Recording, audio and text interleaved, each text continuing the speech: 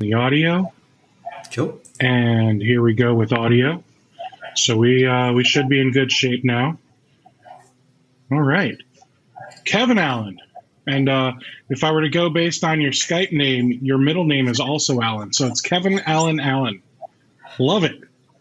Yeah, I don't know how that happened. I must have put Kevin Allan in the first name and then also Allan in the last name. I'm going to blame like Google Chrome autofill or something like that. Let's do that. Yeah. So you were asking me how relaxed this conversation is earlier, and how relaxed did you want it to be, Kevin? Well, I was just wondering if we need to roll a joint or something. Not that relaxed, but okay. I will say, every now and then I kind of update everyone here because I started playing with the stock market, and let me tell you, all of my weed stocks are up.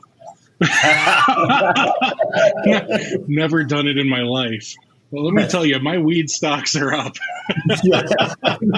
See, so we'd be helping you out. Yeah. So Aurora Cannabis, thank you. So you are with Probax. Yes.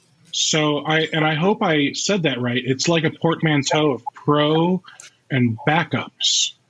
Very good. Yeah. Normally that takes some explanation, but that's exactly where it came from. That is, well, I mean, I'm an English major at the school of, I just grew up here and I should know better. So yeah, I'd like to think I can hold my own when it comes to things like that. So talk to me, man. Like, there are so many backup solutions out there. I'd never heard of Probax until you said, "Hey, let's do this, man. Let's do a podcast episode." So, I mean, there's Datto, there's SolarWinds Backup, and then on the server specific side, there's Veeam, Altaro, and I know. The guys over at Kaseya, they bought Unitrends. Yes, Unitrends, and then they've also got that other one that they recommend over at Text Together. It plays really nicely. I think it's a Cronus.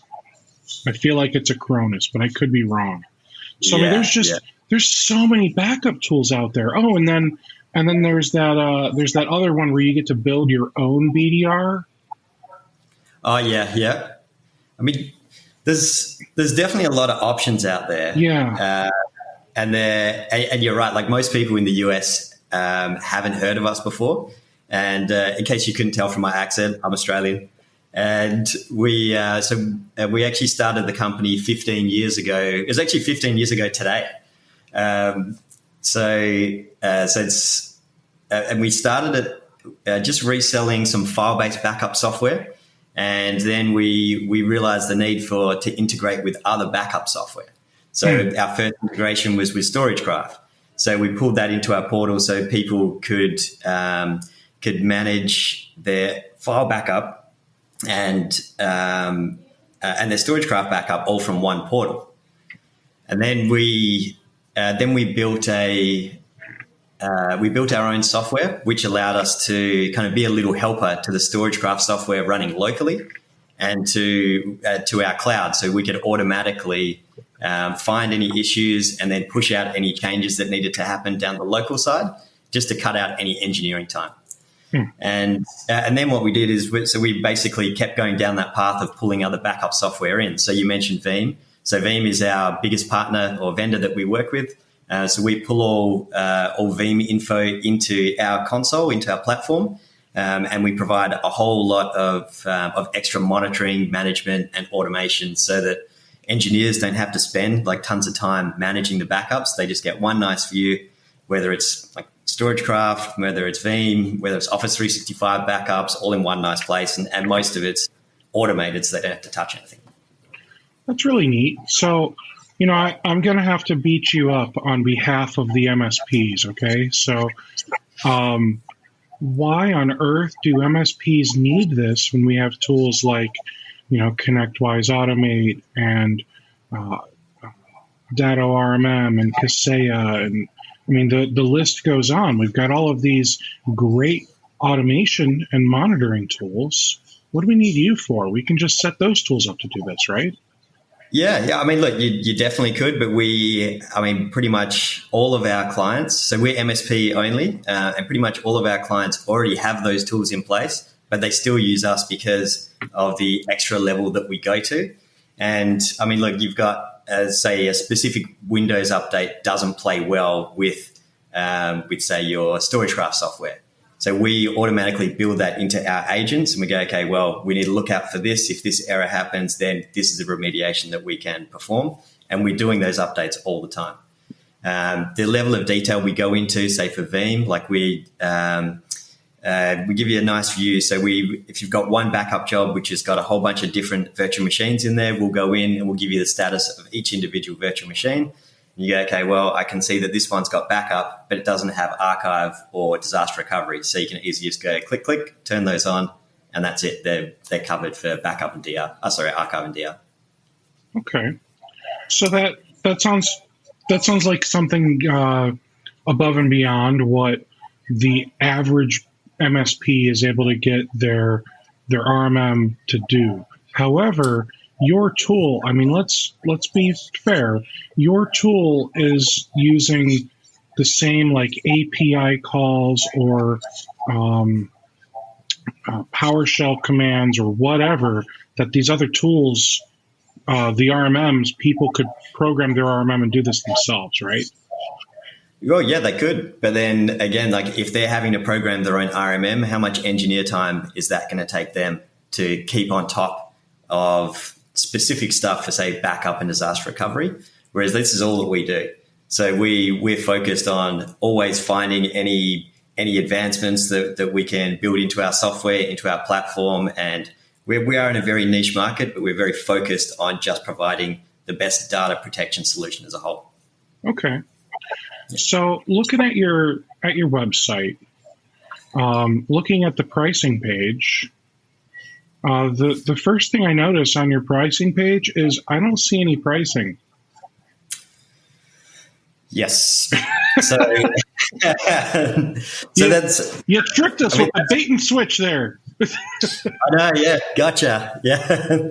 That's pretty intentional because we only sell to the channel. We don't want some end user coming along and just going, oh, well, I can get it for this price. And we want to qualify everyone before we talk to them to make sure that they are an MSP. Okay. And that's essentially it. Yeah. They fill in the form and you get the pricing. That's about it.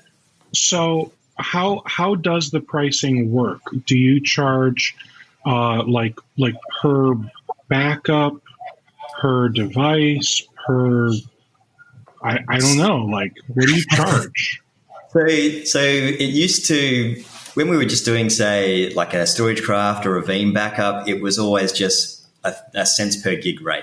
So whatever storage was in there, cents, like however many cents, if it's like, say, 3 cents or 5 cents, whatever it is, and that would be what you were charged. Now, since we've started doing Office 365 and Dropbox backup, so they're cloud-to-cloud SaaS backup solutions, and because you buy those on a per-seat basis, we wanted to make ours a per-seat pricing for the backup as well. So it just makes it easier to bill the customer. So you go, okay, well, you're paying this amount per user for your Office 365, each user you have there, add on another couple of bucks and you've got your data protection there too. Gotcha. And then I just want to clarify, so you back up things like Office 365 and Dropbox. Is that your own solution and your own storage? So for Dropbox specifically, we built that from the ground up ourselves. And so we built a version 1 product because an MSP, one of our clients, came to us and said that's what they needed. So we went, okay, we'll build that. And then I think Dropbox in Australia got wind of it through that MSP as well. Then they contacted us and we went through the process of, getting authorized or like recommended by Dropbox themselves. At the time, I think we might still be the only Dropbox approved backup and archive solution. And all our APIs are whitelisted if people have any API limits on their Dropbox. Okay. We don't use our own storage for that. Actually, we've got a great partnership with Wasabi, and we store the actual data in Wasabi. Yeah. But you're managing I'm going to take this file and put it here. Yeah. And then you bill us for the storage. We don't have to sign up for Wasabi. We don't have to do any of that. You handle it all. Yeah, we handle it all. Yeah. Okay. So that's the Dropbox.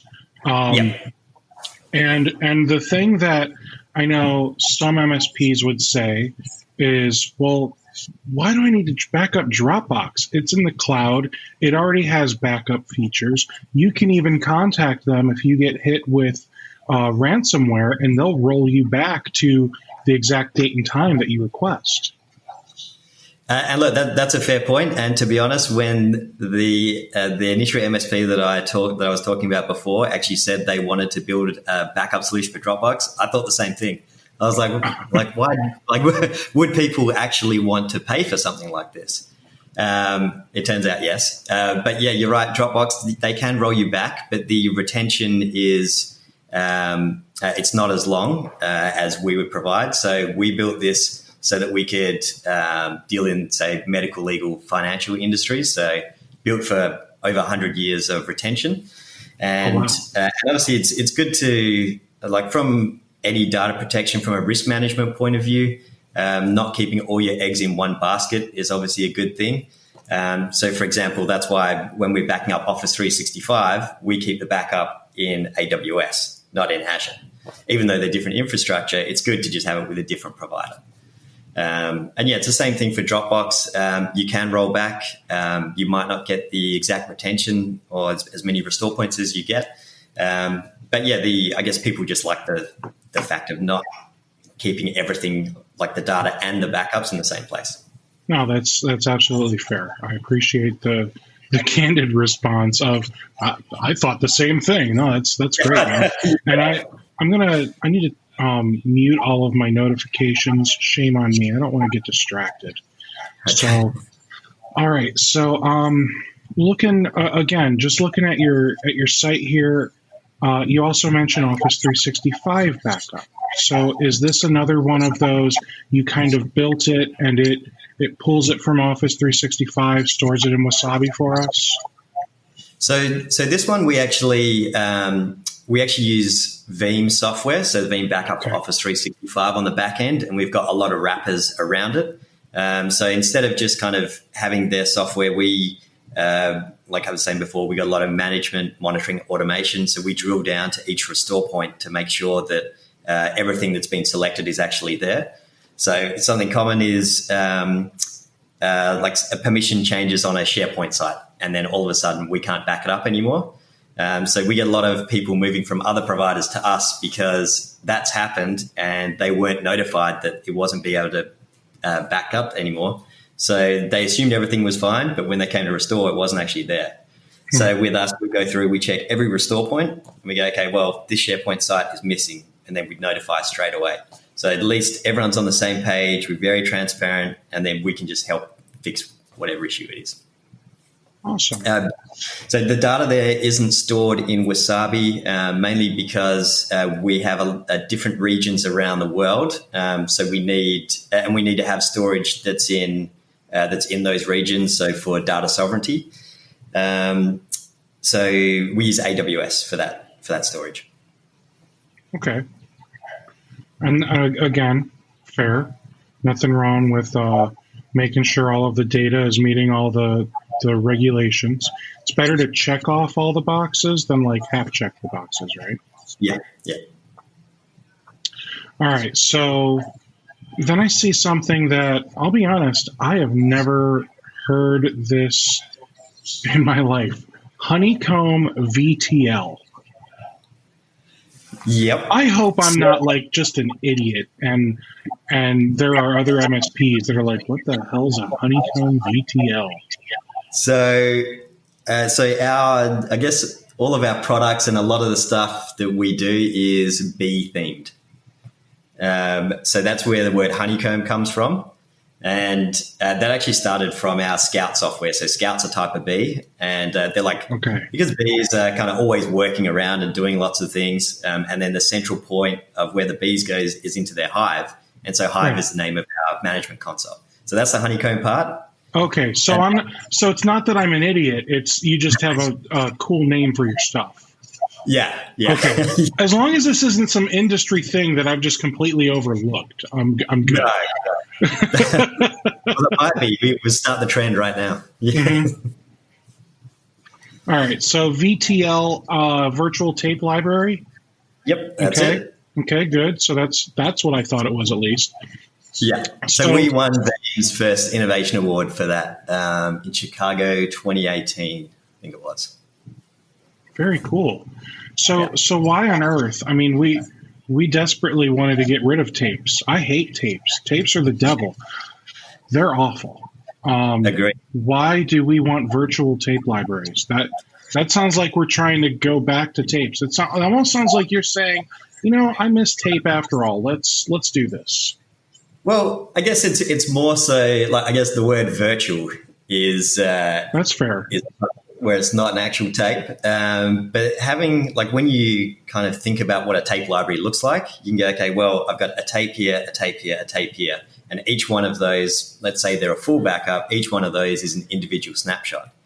And then you think about tapes, okay, well, if I store it like somewhere else, it's not plugged in, you can't hack that tape. So our Honeycomb VTL is an air gap solution. So it's not connected to anything after it's pushed onto that. So that was kind of the thinking behind it. So it is stored still on disk, but it's just called Virtual Tape Library. Oh, thank God. I'm just glad that there's no actual tapes. No tapes were harmed in the making of this product. No, many tapes were harmed. Yeah. Many tapes were. That's maybe that's better that way. Yeah. All right. So you said Veeam. You said, gosh, I already forgot all the tools you said you integrate with. So Veeam and StorageCraft, they're our main two. Okay. In terms of backup software, and then like SaaS backup. So you've got Dropbox and Office 365. Okay. So those are the four products that you guys will back up / integrate with. Yeah. All right. Now, looking at your website, I should have gotten this thing ready so I could share a screen. My apologies, guys, but oops. looking at your website, Probax, PROBAX.io. If you guys actually want to see it, just go to it and follow along with me, okay? So when I go to the Solutions Products page, the screenshot that I see of Hive, I hope is an actual screenshot and not some artist rendition, because that is sexy. It surely is an actual screenshot, and that's the reaction that most people give us as well. Yeah, I am all about pretty colors, man. So, is it possible for you to turn your volume down a little, because I'm bleeding through your? Sorry. That's all right. So your Hive product looks really cool, and it basically looks like it's, just by logging in, you immediately get a glance of here is how much you've got backed up in, terabytes and gigabytes and whatever else. And then it looks, I think I'm seeing the word mailboxes. Here's how many licenses you have of Veeam. And then it says, here's how much DR bandwidth you have. That's fancy. Yeah, so with DRAS, it's very customizable what you can have. So if you want extra CPU, extra RAM, it'll all list there. Everything, all the products that you have are listed in there. Then you'll see the middle section, which has the list of alerts. So if you've got we've got warnings, errors, and criticals, and there'll be remediation steps there. It'll also tell you if our agent is going to fix it for you. So you don't actually have to do anything. And then on the right-hand side, probably the coolest thing is the risk index. So it's basically like a little bar graph where you can so we take any alerts that exist for a customer and we work out which ones are the most important alerts, how long they've existed for, and then we use that to make a risk index so you can see at risk how each of the customers are. And you can just work your way from the riskiest to not. That is cool. And I even kind of zoomed in on this just so I could read. Like it tells you, Westralian Group, Hive BM account, Demo MSP account. Like it legit, it just straight up tells you, here are the riskiest clients. And it looks like what it's doing from what I can see, because I see the Westralian Group. It looked like everything was just red bar going across, but what it's actually doing is it's showing you there's red, orange, and yellow within there, so you can see here's how many critical alerts, critical alerts, errors, and warnings that there are for each of these clients, and you kind of stack them so that way we can see across that bar which clients are the riskiest. Yeah. And you can actually, you can go, okay, well, I don't want to worry about anything except the criticals. So in that graph right there, you can actually click off the warnings and errors, and it will just have the criticals, and it will leave the critical clients in there. Nice. That's really awesome, man. Cool. Thanks. So what made you decide you wanted to start up a backup company? So it was 2005. Yeah, you said it was 15 years ago today. Yeah, 15 years ago today. So I actually had my own MSP, and I was working in a small, like a business center, business incubator, and just doing like IT support and things like that. And there was actually a break-in overnight at the place. And the office across from me got broken into, and this lady, she had all of her computers stolen and all of her backups stolen, which were sitting on hard drives in her office. And she just came in crying. She's like, "I've just lost 10 years of my life. Like it's all gone." But a few days beforehand, I had actually set up an offsite backup for her and got everything back. So she was just like blown away that was possible. And to be honest, it felt really good, like coming in as the hero and getting all the data back, right? Really great. And then, so I had a look around, and there was nothing really for like smaller customers to be able to afford this.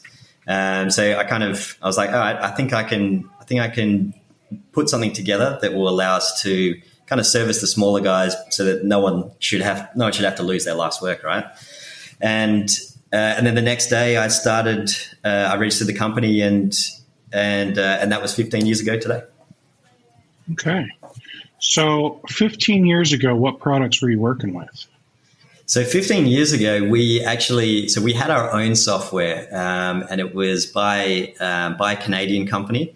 So it was just file-based backups. It did Exchange and databases. Jeez, you're testing my memory here. So we loaded the software on our servers, and then we had the agent on the customer sites. So it was pretty basic. I mean, it worked well. It just did, like I said, files, database, whatever the other one was, Exchange. Okay. And then we got at the time, like StorageCraft was massively popular, especially in Australia. They had massive foothold there.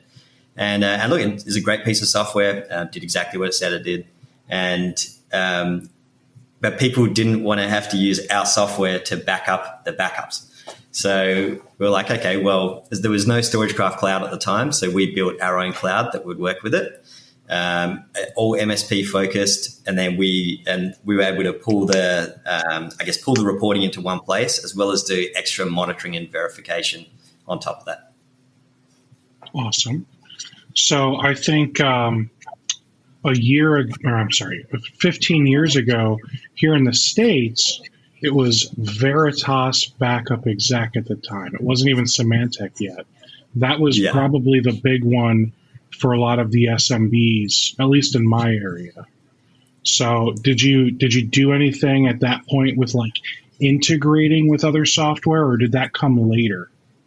Yeah, I guess it was probably later. Like we just had StorageCraft for a while. Even today, we just build things on demand, and there was no demand for anything else. It was just StorageCraft. Like every MSP over there, I'd say almost every MSP over there was using StorageCraft. So that was the obvious integration to make. And then people started using Veeam, and then that's when we started our integrations with Veeam. And that's been amazing. We've got a great relationship with the guys at Veeam, guys and gals. Very cool, man. So before this, you had your own IT company. How long did you have that company? Maybe 2 or 3 years. And is that company even still around? No. So when I decided to get into the backup side of things, I was like, well, I can't. Like if I try and do both, then I won't have focus on either. So I decided to focus just on the backup, and then my existing clients, I think I basically gave them all to a friend of mine who is really good in IT, but just kind of wanted to get started. And I knew that he would look after them because, a lot of them had been around with me for a long time, and you get that personal connection. So I wanted to make sure they were looked after. So I gave them to him, and most of them are still his clients even today. Very cool. So, Australia, man. By your accent, I thought you were in Germany. Yeah. Let's not go down that rabbit hole. No. What? Wait, did I say something I shouldn't have? No. I just know what I'm like, and I'm like, I'm holding myself back here. So. Oh, okay, that's fair. Yeah. That's fair. I'm actually holding myself back too. So, good. All right. So, where in Australia are you? So I'm originally from Perth in Western Australia. So that's on the west coast. Our head office is in Perth, or our Australian head office is in Perth. We've got people on the other side of Australia as well. And then a bit over 2 years ago, I moved over to the US. So I'm in New York City now. Oh, very cool. Okay. So because I just love learning about other places, Australia, like everything was on fire last year. Yes. It's not still on fire, is it? No. Okay. I don't. No. They'll be. Okay. So what was that really like, man? Because, when I have no idea. Like, I live in Ohio. So, in California and Oregon, they had a bunch of fires, down in Kansas, Oklahoma, northern Texas. They've got tornadoes. Florida up through the Carolinas, they've got hurricanes. We get a little bit of snow. Yeah, that's it. Yeah. So I have no idea. We don't have animals that like chase after you and punch you in the face. We don't have tiny critters that bite you and kill you. Like, we don't have any of that, man. Like, all over the country, there's a little bit of everything, But here, I love Ohio. Like, everyone's like, ew, why would you want to be in Ohio? Like, because nothing's trying to kill me here. Yeah. That's the exact opposite in Australia. Everything is trying to kill you. Yeah. So like, Australia, like, that blows my mind that I don't even understand, like, how much of it was on fire or how bad it really was. Did it get to any, like, cities, or was it just, like, because it looks like in the middle of Australia, there really doesn't look like there's anything. Like it looks like all the cities are around the edge. Yeah, so all the cities are around the edge. So the only thing in the middle is Uluru or Ayers Rock, that big kind of rock that you might have seen before. But there's not really a whole lot that could really catch on fire there, I guess. A lot of it was on the East Coast. And I know, so one of our guys lives in Sydney, and I remember him posting a picture on Slack from outside his house, and the whole sky is just orange. And wow. That must be scary. And there's a lot of people, especially when they live in the rural areas, the fire was just going through so fast. It must be so scary to just go, okay, we got to go. Just pack up what you can grab and get out of here. And then, it is pretty scary for those people that were involved and close to it. But I mean, the firefighters did a good job. I think the US sent over some firefighters to help out as well. It's good to see everyone coming together. That is really good. So, with, like you said, you had somebody in Sydney posting pictures to Slack. Did you have any of your team that were displaced or whatever the word is? Even if they just had to temporarily move for safety? No, I don't think so. I think everyone was pretty safe. Okay. Everyone's kind of mindful that something could happen, but usually there's plenty of warning. None of our guys are out in the bush or anything. So it's, you usually get plenty of warning when you're in the cities. Gotcha. Yeah. And then, Australia is Australia technically associated with the UK still? So we're part of the Commonwealth.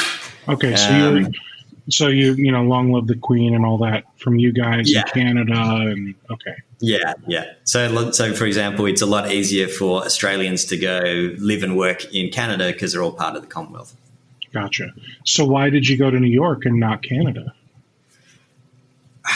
Just love New York. Okay. I've always kind of had a soft spot for it. And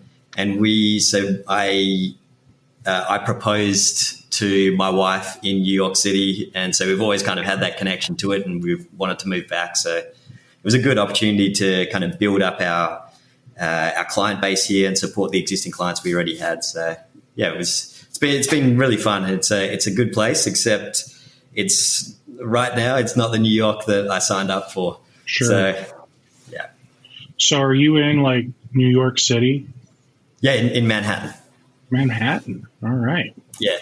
And I mean, I'm just as dumb about New York City as I am about Australia. So I find that whole area where you live now in New York fascinating as well. But I still have so many questions about Australia. So, all right. So talk to me about Tasmania. What is it, and do they really have devils? I don't know if they have any anymore. So you're thinking of a guy that spins around like a tornado? Oh, absolutely. Yeah. I think they might still have Tasmanian devils, I think they're kind of big dog, dingo type things. Tasmania gets pretty cold. I've actually never been there before. It's pretty far away from where I used to live in Perth. So, sure. I mean, what most people don't realize is Australia is pretty much the same distance from West Coast to East Coast as the US. So it's a huge place. So really? It's massive. Yeah. Looking at the map, I feel like you're almost right. I said pretty close. Yeah. I mean, it is massive. I didn't realize. I always pictured the U.S. as some, monstrosity, and then Russia's way bigger, and then Canada is up there in size, but Russia's clearly the largest. But they've also got a lot of Siberia and just a bunch of places nobody wants to be, Yeah. And then I always pictured Australia as this dinky little island, bigger than Hawaii, but still dinky. I never really No offense, I never thought much of it. But to be fair, I don't ever go there, so I don't think much of it. Like literally, I just don't think much of it. Not that I'm saying, I don't think you guys are worth anything. I just literally don't think of it much. So, well, and most people are the same, and like I didn't really know much about the world or anything like that. I wasn't big into traveling, but then since I started traveling around the place and kind of exploring different countries, you just want to learn more. And now I'm like I know populations of like a bunch of different countries. I just find that interesting. How long it takes to get places, how big they are. But yeah, so coming here, like speaking to a lot of Americans, they're like, oh yeah, I had no idea Australia was that big. But they also say there's no way I would go there because it's way too far. I just want to see, like, how have you ever gotten punched by a kangaroo? Never got punched by a kangaroo, but I had one jump on my car. Wow. They just don't mess around over there, huh? No, they can be pretty scary. The big ones especially, yeah. So you said you didn't really travel much, so you never went to like Papua New Guinea, New Zealand, Singapore, Indonesia, Philippines, none of that? Yeah, I didn't start traveling until I was maybe like 26 or 27. And then, did a bit of like Southeast Asia, like because that's very easy for us. Oh, so sure. Very popular destination from Perth in Western Australia. Everyone goes to Bali on holiday because it's so close. You can get there quicker than you can get to the east coast of Australia. That's and insane. Everything's just dirt cheap. Yeah. So Bali, that is part of Indonesia? Yep. Okay.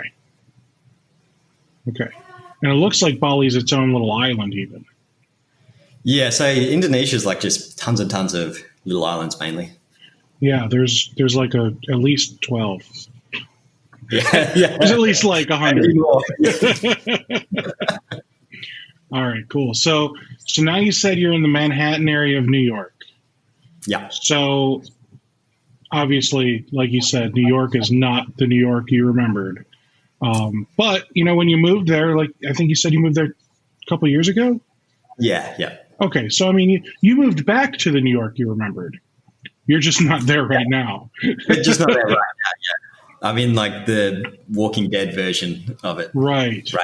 Yeah, which I bet is still kind of like obviously eerie, but neat at the same time. Yeah, it's good. Like I go outside maybe once a week. I should probably go out more, but when you do go out, you can. Like, I guess I kind of appreciate things a lot more, just like kind of looking around and just spending more attention on the architecture of the buildings and just kind of appreciating the history there. Everything's like getting nice and green. And it's coming into the hotter weather as well. And because you can't really do much, we find ourselves getting the city bikes, so hiring bikes and then just riding around, which is something I would never do before. I would just go straight down to the pub and have a beer. So, yeah. Now, in Manhattan, I feel like it's pretty common for people to not own a car. Yes. Yeah. So I don't know many people that own a car. This is the first time I haven't owned a car. It's weird, right? It's weird, but it's really nice because before I would always, if me and my wife go out somewhere, I would always have to be the designated driver, which sucks. So now that never happens. Yeah. Okay, so would you say you probably spend less, more, or about the same as you did before when you had cars, but now it's on like taxis and Ubers and trains and whatever else, right? Yeah, I'd say you definitely spend less. The good thing about New York is the subway system. It's so efficient. It gets you pretty much everywhere. And it's pretty cheap for what it is. And you get like an unlimited pass for, say, a month, and you just use it as much as you need. It's super easy to get around. Rarely use Ubers. The subway system here. So you'd rather take the subway than an Uber? For the most of the time, yeah, because it's more predictable in terms of when you're going to arrive, because you don't need to think about traffic. That's right. But like right now, there's no traffic on any of the roads, right? I haven't gone in the subway in over 3 months. Right. So now, when you get around, there's just like stores at like every other corner, right? Yeah. So if you want to get groceries, do you go to some, I'll call it like little mom and pop kind of place, or are you going to like a Kroger or whatever the regional chain is around you? Yeah. And that's not because I'm judging. I just have no idea I truly have no idea what it's like around New York City. Yeah. I've never been. Well, I guess the good thing is there are lots of places around where and like we're fairly close to a bigger type chain, but given it's in Manhattan and like kind of very close to Times Square, their prices are pretty expensive. Mm. So we actually find it cheaper to order it online and get it delivered, and because they go to a different store which may be a little bit further away, but you can get all of your stuff cheaper and get it delivered. Yeah. That is absolutely crazy. So you live near Times Square then? Yeah, pretty close. Yeah, a few blocks away. That's cool, man. So, have you gone to Times Square for like the ball drop or any of the big events they have down there? So the ball drop, that's actually where I proposed. Very, very cliche, wow. I know, but that was really cool. We. The NYPD even escorted us into this little area, like we had our own pen in front of the ball drop, and that was really cool. I mean, look, there's so much to do in New York, and we try and see as much as we can. So, like we love going to basketball, so always down at Madison Square Garden. Basically just take your pick. Yeah, that's so cool, man. And looking at. Like I like to open up Google Earth and walk around with the people as I talk to you guys. So like I see, I don't know how close it is to you or anything, but I see like there's a Nintendo store. Like, I've been to like GameStop and stores like that, but I've never even heard of a store that's made by and for Nintendo. Yeah. I actually haven't been to that. Yeah, but I guess like they all have like their flagship stores, and they have to put them like in New York City and in Times Square, like just to be noticed. Because there's usually so much foot traffic there, everyone just kind of wants their name out there. Oh, absolutely. And then look, a Best Buy. I mean, it makes sense, but again, I just don't think of these kinds of things. And then like a Best Buy, they don't have a parking lot, right? No. Or would they have a parking lot? They might do. Yeah. Because which Best Buy are you at? It looks like I'm near 5th and 44th, East 44th, West. Oh, I guess. Oh, yeah. I guess it kind of splits there. So there's a Best Buy down at Union Square on 4th and 13th. And funny story, our office was broken into, and they used my backpack to steal my laptop and a bunch of laptops around the office. And 3 days later, I randomly ran into the guy in that Best Buy with my backpack on and all the laptops inside it. You're kidding me. It was insane. The craziest thing I've ever happened in my life. How hard did you hit him? So I was very smart because I'm here on a visa. I don't want to just go hit him. So I went and got security to kind of back me up. And they were no real help there. I ended up chasing him through the store. We pinned him down. We got all the laptops out. He ran off, but he still had my backpack. He ran out the front door, and there was a lady recording, screaming, "I'm a lawyer. You have to let that guy go." And so the Best Buy guys just let him walk out the door. I'm pulling my backpack. He comes in with a big haymaker over the top. I block it. I hit him back, and I'm like thinking that's it done. And then he basically, no one stopped him. He just walked out the store. So I ran off. There was someone actually recorded it, and I found it later on Instagram, just under hashtag Best Buy. And so I ran out and I chased him down the street. I felt like Bruce Willis. I pulled him out of a taxi, and we were fighting on the side of the street. No one helped, and I pinned him down and basically just waited for the police to get there. Police never came. The guy started crying, "Please let me go. You've got all your stuff back."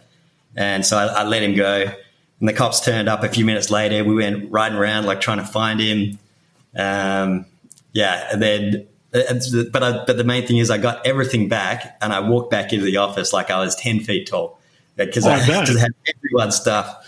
And then the funny thing is, so I was icing when I got back to the office. They gave me some ice for my fist, and I'm sitting there on the couch with this bag of ice on my fist, and the cops turned up, and they didn't know that anything had happened just then. They were just coming to get another copy of the security footage from the break-in at the office, and they were like, "Oh, don't worry, we got all the stuff back." And the cops were like, "Huh? How?" They're like, "Oh, he just got it back," and I'm sitting there with this with ice on my fist. And they're like, "What happened there?" And I'm like, "I probably shouldn't say what happened." And they're like, "Street justice?" And I'm like, "Yeah, street justice." They're like, "Yeah, cool." So, That is pretty cool, man. So craziest thing. I'm like looking for this Best Buy because you said it's around 4th and 13th, and I assume it's like a block-ish away from Broadway, right? Yes. So do you see Union Square? I see Hyatt Union Square, New York. Yeah, it's like so Union Square is like a big park. Oh. It's just on the south of that park. Wow, I really suck at this. Actually, okay. Sorry, not 13th, 14th. I haven't been out in so long, I can't remember my street numbers. Oh, that's hysterical. Well, I'm sure but it doesn't look like there's any parking lots here either. Yeah, I wouldn't know. Like, that's something that never crosses my mind these days. Right. So, and the reason I ask is because, like, here, there's so much land around, like, they'll make a Best Buy with a ginormous parking lot, right? Yeah. They can fit 300 cars or whatever in that lot. And right now, because Best Buy is not allowed to be open, what they're doing is they're actually, you can place an order on bestbuy.com and you can do pickup, and they'll let you drive there, like go up to the front door and then pick up your order from the door without leaving your car. Which I got to say is really nice. I've spent more money with Best Buy in the last couple months than I have in the last 5 years. Yeah. I was going through my Amazon Prime account the other day, and I'm like, just scrolling.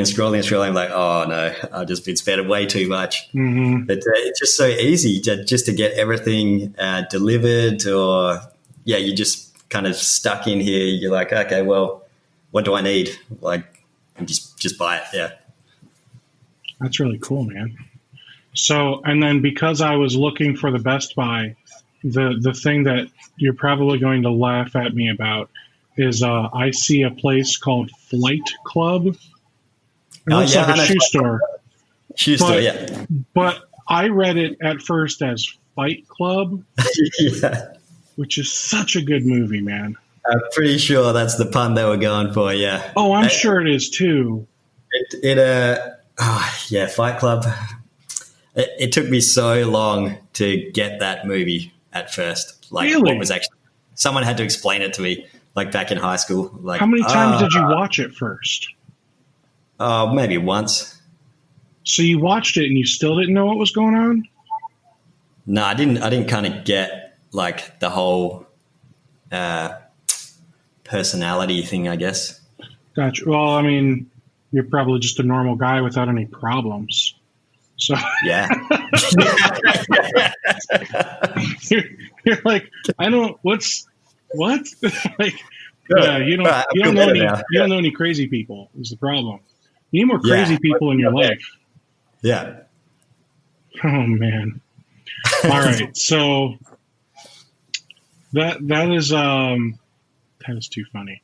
I love looking around, like, like I said, New York and other places, and just learning random. So what is your favorite thing about living in New York City? I guess just you can do whatever you want, and pretty much whenever you want. So like where we lived in Australia, so obviously Australia is very distant or very far away from the rest of the world. And so they have parking lots. Sorry? They have parking lots too, right? Yes, in Australia. They do. Yeah. Yeah, there's lots of land there. So, I mean, where we're from in Perth, especially on the West Coast, there's so much land.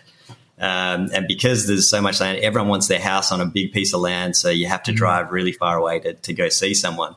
And there's not really a huge amount of places to go or things to do.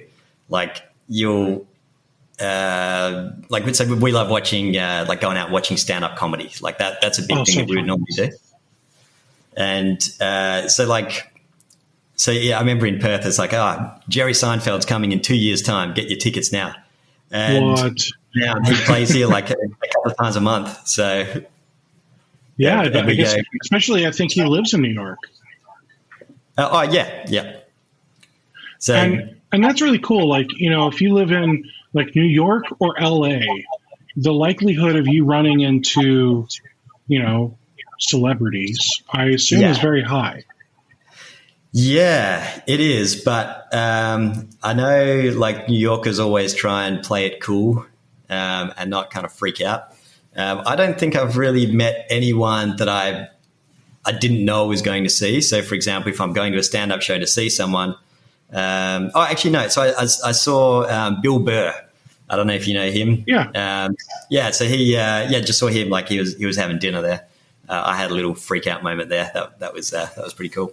But yeah, you occasionally see people around, but not as often as you'd think, and you have to really play it cool as a New Yorker.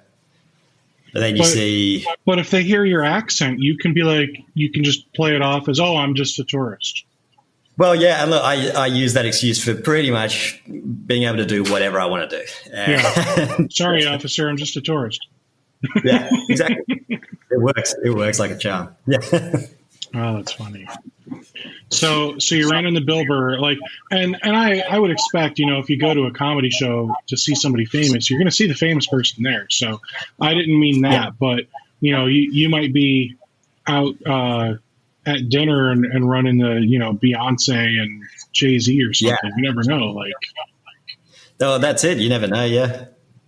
So you see them just walking down the street. I mean, with everything. With everyone living so close together, like we always say, we've probably passed like 100 celebrities and never noticed because you're not paying attention to every single person. Right.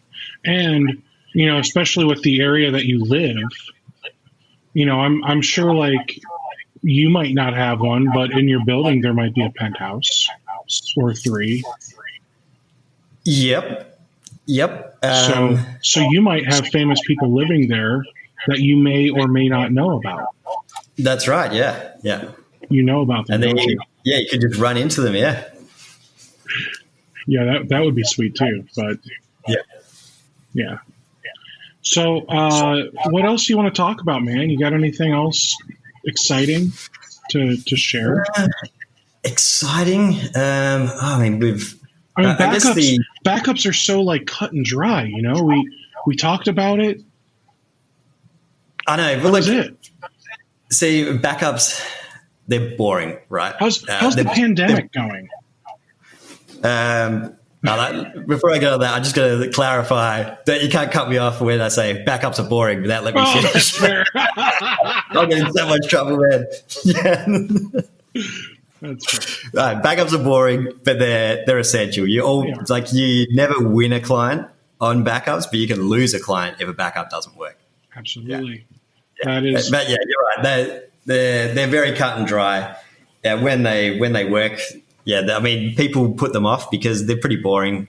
And so we're trying to add a little bit of fun into that. So hence the product names like Honeycomb and Scout and things like that, getting people engaged and with it. And yeah, I mean, I like to have a little bit of fun, and especially now, like that we're in lockdown, like I'm just kind of going, okay, well, how can I have a little fun for myself, but like also maybe add in some Easter eggs that maybe some of our MSPs will like look through the console and go, oh, cool, like I found this little thing. So yeah.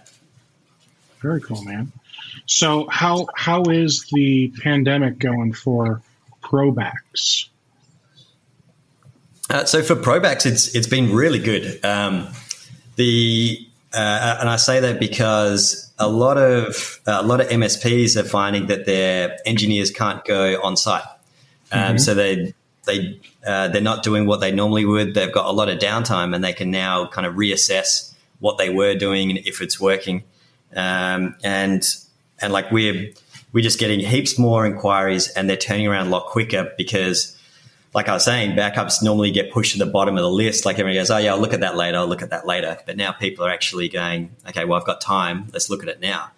So they're realizing what they have isn't working, come to us, and yeah, they're sorted almost immediately. So it's been really good. Yeah, that's great. Did you guys have to do anything with the government stuff, PPP, idle? Small Business Administration. Yeah, we what did we do? I think we did the PPP, and then so there were also ones for the Australian government as well, nice. and there was another US one as well, which we thought was going to be like $10,000, and it turned out it was like the idle one. Yeah. How many employees do you have in the US? So we have people in. I was going to say something, but I won't say that. We have 3 people in the US. Okay. So my wife actually works for us as well. Okay. So yeah, it's an interesting dynamic because obviously we live together, and now we're working together in a very small New York City apartment. Oh boy. But it's been amazing, and she's been killing it. So that's great, man. Yeah, she's doing really good. Yeah. And then, how many employees do you guys have over in Australia? Got about 10 over in Australia, and we've got 3 or 4 more starting. What's the date? Probably this month or next month. Okay. And then, do you have any coders over in Asia or anything like that? No, not in Asia, but they're more so in the Americas, so mainly Central and South America. Oh, okay. Mainly because I like to kind of get involved with that stuff. So in Asia, the time zone doesn't really work for me. Got it. Well, that makes sense. So you want to be in the same time zone as the people that are doing all that. And then the other employees that you have, are they doing code, tech support? They're either doing support, like sales or account management or accounts. Yeah. Okay. So all the coders are now in the Central or South America region. Yeah. And then back when you were in Australia, they were probably in the South Asia region. Yeah, correct. Yeah. And we also had some in Perth, as well as like now we have people in the US as well, but not everyone is. Yeah.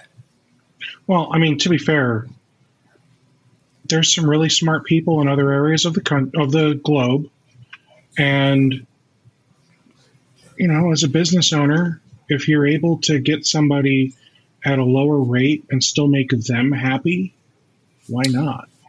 Yeah. And that's the part that, as an American, it's so difficult for me to justify because, jobs in America, #America, but then I'm also a business owner. I'm like, all right, but I could get this done for pennies on the dollar. So Fiverr, here I come, So I mean, it is tough, trying to figure out how to manage that, that balance, because there's that tension between the two. So how do you have a difficult time justifying that balance to yourself or to your team or anything like that? Well, like I've always preferred getting people, like local people, not just for like supporting the economy, but I find it a lot easier to be in close quarters with someone. Like, especially when someone's new and you're onboarding them, you want to like brain dump as much as you can onto them. And it's really easy if someone's sitting right there and you can go, okay, blah, blah, blah, blah, blah, all done. So that's why I'd always favor that method over, say, getting someone that's far away, because I find it harder, like if they just want to ask a quick question. But now we're kind of forced to get someone and like teach them remotely anyway. So I'm like, well, is there an advantage to getting a local person that might be local, let's say, to do development work, but it's still going to have the same challenges as if they are from like South America. All right. So yeah, you're right. It's tough. It is tough. I mean, like, this is all going to be over one day, and everyone will go back into offices, I assume. I don't know, man. Yeah. Well, I know. Like, we're trying to think like what is going to happen, because there's some big companies, especially in New York, that have like thousands of employees that were working from their office, and now they've proven that they can all work remotely. So why wouldn't you save the crazy New York office rent? It's so true. And I mean, think about, I know, man, I don't remember the companies now, but I feel like Slack might have said you can just stay home, just work from home forever. Was it Twitter? Twitter did. And then I think Facebook might have done something. Like some really big, like Silicon Valley, of course, is where a lot of these companies are. But a lot of like tech companies are really saying, you know what? Everyone's still getting their stuff done. Yeah. Work from home, guys. If you keep this level of productivity up, we don't need to spend tens or hundreds of thousands of dollars a month on office space. Yeah. And kudos. I mean, especially if they can take those and then here again, as a business owner, it's tough, because I look at it and go, oh man, hundreds of thousands of months saved on rent or mortgage or whatever on office space. Now I immediately see a $1 million bonus in my future, right? Yeah. But then at the same time, I'm also like, man, I'd really love to pass this on to the team somehow. Yeah. Yeah. And I feel like that should be what the business owners that are realizing that they don't need the additional overhead will do. Because I know some companies are all about, let's pay out the owner, and then if they're public, obviously they got to pay out the shareholders and all that. Yeah. But some of these smaller companies, maybe a few hundred employees or fewer that are not public, they're privately owned. I'm hopeful that those companies are the ones that can take those savings and pass some of it on to the team. Yeah. Because one thing that business owners need to remember is, if it weren't for the team, you would not be as successful as you are right now, because you clearly can't do it all. Like even, you, I mean, okay, so you've got 13-ish people, including you and your wife, and then however many programmers you have too. So maybe you have 20. I don't know. Maybe you have 20 total people across the globe. Your company would not be as awesome as it is if it weren't for most of them. Every single one of those people, right? I like that, yeah. So yeah, I just always try and think about putting other people first. Like, don't get me wrong, I want to get mine too. Like I said earlier, I'm playing in the stock market. I'm having fun, but I do like to put other people first. Yeah, and look, I'm the same. I've been doing this. I've been doing Provax for 15 years, and the people that work for us, they're like my family. And so if they need some time off, if they just need to recharge, if they need to look after their family or whatever, take the time. Like, look after your life. We'll always be here. We'll cover for you. And everyone's really good at kind of filling in the gaps. Like, they know, okay, well, this person's away today, so everyone else can kind of pitch in and help out. And then that just kind of goes around. And as much as you might like, or I might like to want to do it all, it's not a sustainable business model. So, yeah, and there's stuff that I really enjoy doing, but I would love to do it all myself, but I just can't. So everyone pitches in and gets things done much quicker. Well, good, man. Yeah. Well, Kevin, thank you so much for popping in here today and doing this with me. I'll have this up. I think I told the guys last week it'd be up the next day. So I'll have this up later this week or next week, okay? Because life and business happens, and it's taken me a little longer to get these up than I wanted. Yeah, all good. All right, cool, man. All right. Thanks very much, Steve. That was cool as. Cool. Take care. Yeah. All right. Catch you. Take care, Kevin.